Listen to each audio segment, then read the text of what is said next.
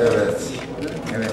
Bismillah. Hayırlı uğurlu olsun. Nice günlere, başarılara.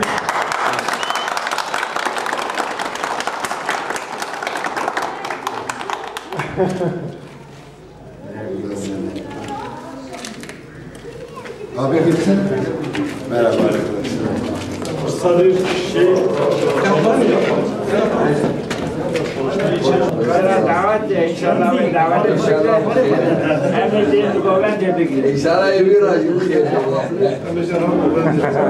Değerli kardeşlerim, bu tür yerler her biri bir demokrasi kalesidir, bir demokrasi okuludur. Biz zaten böyle yerlerde örgütlenerek bugün Türkiye'de belli bir yere geldik. Ben eminim ki bu beldemiz burada bir demokrasi okulu olacak. Burada örgütleneceksiniz. Burada bir araya geleceksiniz. Burada belediyenizi siz yöneteceksiniz. Buradan yerel yönetimlerden Türkiye yönetimine bu beldelerden, bu ilçe teşkilatımızdan başlayarak geleceksiniz. Onun için buraları önemsiyoruz. Onun içindir ki biz örgütlendiğimiz yerde her zaman engel çıkarmaya çalışıyorlar. Çünkü halkın örgütlü yapısından korkuyorlar. Ama artık korkunun ecele faydası yok. Biz Türkiye'nin dört bir yanında örgütleniyoruz. Emin olun ki yerel seçimlerde Türkiye'de ciddi bir güç olacağız.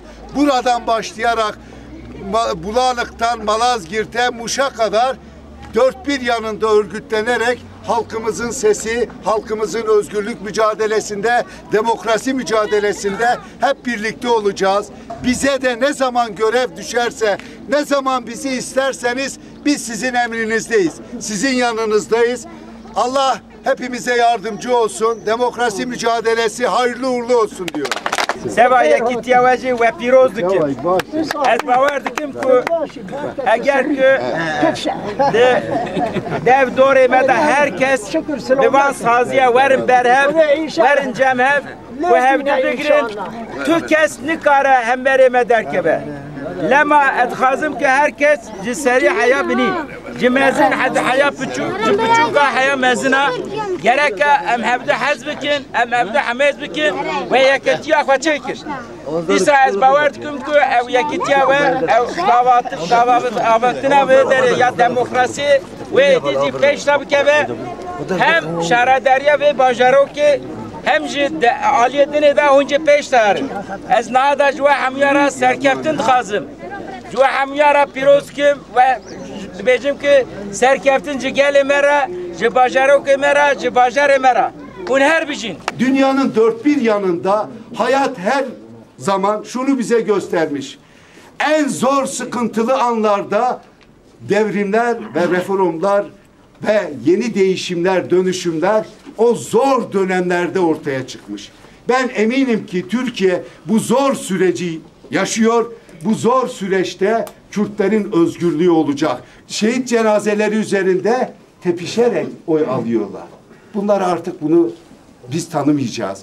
Biz silahın da durması için gereken her şeyi yapacağız. Zaman zaman bizimle ilgili parti içerisinde aramızda bir ayrımın olduğunu, Şahinler, Güver hep yalan söylüyorlar. Biz 20 kişi birbirimize kenetleniyoruz. 20 kişi birbirine sahip çıkıyor. 20 kişi de sizin özgürlük mücadeleniz için birlikte mücadele ediyor.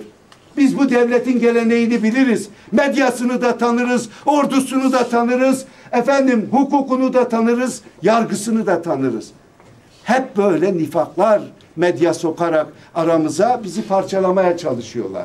Ama biz de artık bu ülkede 20 yıldır aktif siyasetin içerisindeyiz. Eğer her şey bu halk içinse bu halkın düşüncesi bizim için kutsaldır. Biz hepimiz buna riayet ediyoruz, buna inanırız. 2 gün önce Diyarbakır'daydım. Bir savaş kentiydi. Biz 2 gün kaldık, sadece uçaklar gidip geliyordu. Biz artık uçak görmek istemiyoruz. Artık silah sesi duymak istemiyoruz. Artık kan ve gözyaşı görmek istemiyoruz. Artık ne kendi çocuklarımızın ölümünü, ne kardeşlerimizin ölümünü görmek istemiyoruz. Eğer bunları görmek istemiyorsak Emin olun ki demokratik alanda birbirimize sahiplenerek bu sorunu çözebileceğimize inanıyoruz. Biz sizin sorunlarınız için varız. Gücümüzün yettiği oranda sizin sesiniz olmaya, sizin sorunlarınızı çözmeye çalışıyoruz. İktidar olmak çok da önemli değil. Vallahi iktidar milletvekillerinden daha da onurlu, daha da inançlı ve daha da kararlı bir şekilde sizin sorunlarınıza sahip çıkıyoruz. Onun için biz sizin sesiniziz orada. Eksiğimiz olduğu zaman buradaki il ilçe teşkilatlarımıza söyleyin. Onların aracılığıyla bize ulaşın. Biz onları telafi ederiz.